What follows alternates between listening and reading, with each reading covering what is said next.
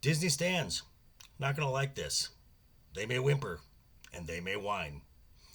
But the only thing that matters in showbiz is really the bottom line. What's up, guys? How you doing? Welcome back to the channel. If you're new here, hey, stay a while.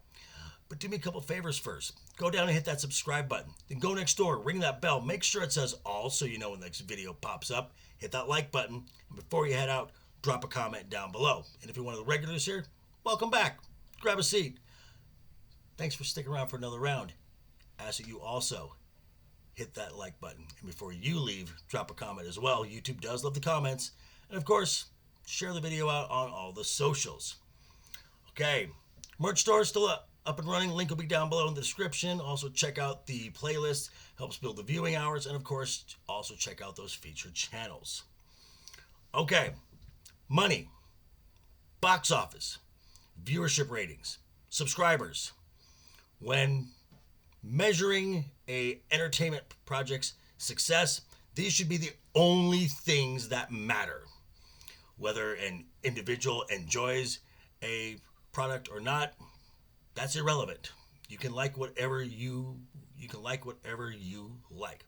But when it comes to success, these are the metrics that matter most. And frankly, they should be the only thing that matters. And you can like something that is not successful. That's fine.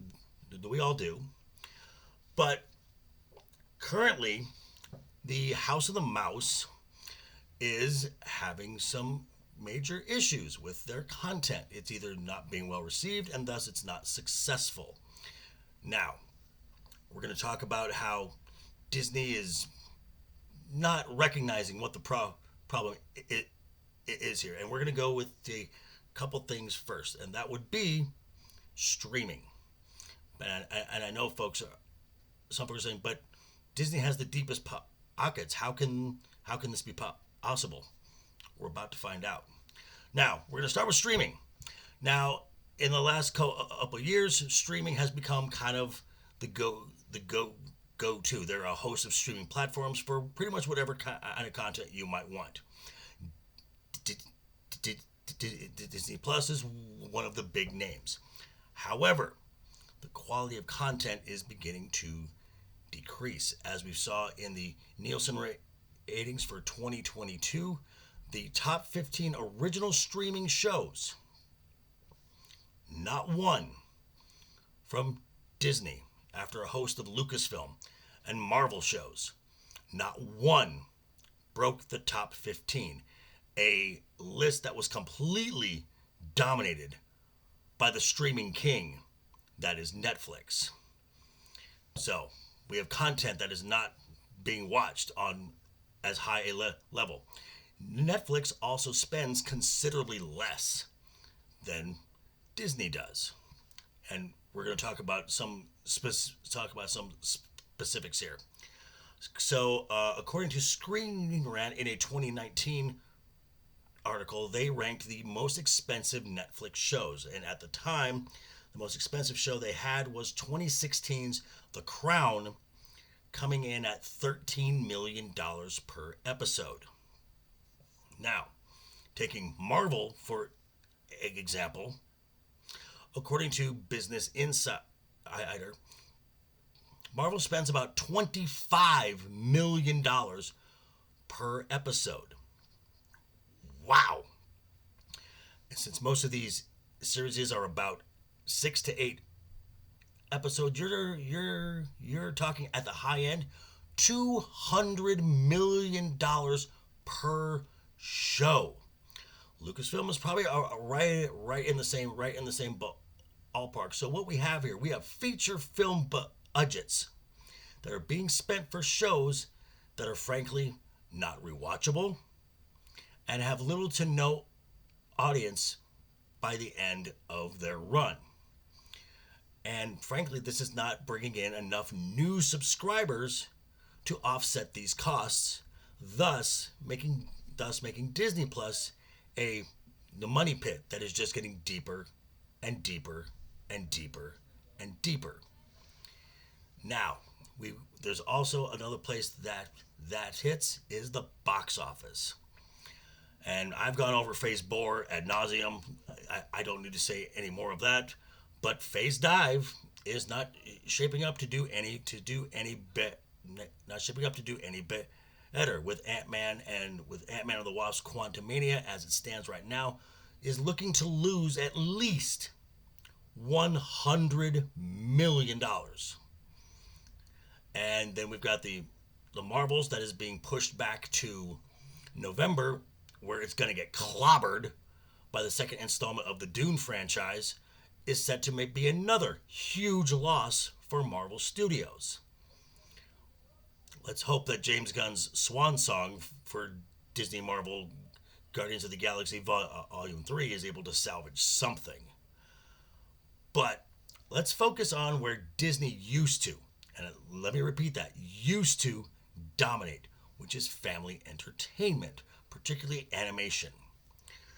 So we have the last two installments. That was Lightyear and Strange World. Now, Lightyear came in with a $200 million production budget. Wow. Now, as I said in a previous video, money from Lightyear and Strange World got pulled from their marketing budget and got added to Black Panther 2 Wakanda Forever. So I'm guessing they were going to spend for an animated film probably about $100 million. So for the sake of this video, we'll say that the marketing budget was about $50 million, which gives Lightyear a total price tag of about $250 million. This film needed to hit $500 million to break even. Its global box office, $219 million. That's a loss of about $140 million. Okay, looking at Strange World, came in with a slightly lower production budget of $135 million. Take that $50 million for marketing, and you're looking at about $185 million. So we're looking at about $370 million to break even. Global box office, $70 million. That's right, 70. This film lost about $150 million. Nobody went to see these, and thus with these very large budgets, it did not perform well. These two films alone lost almost $300 million. Ouch. Now let's go over to Universal, and we're going to start with a movie that just hit streaming this past weekend and is still in the theaters now, and I believe it's still in the top 10. That would be Universal's Puss in Boots, which came up to $90 million production budget. Now, Universal does like to spend on their marketing. So let's go with the original. For the sake of this video, let's go with the original marketing budgets and with Lightyear and Strange World, and let's say that Universal spent $100 million on marketing. Not uncommon. Which gives this a total price tag of $190 million. It needed to hit $380 million to break even. Global box office, $462 million. This thing made a little bit over $40 million.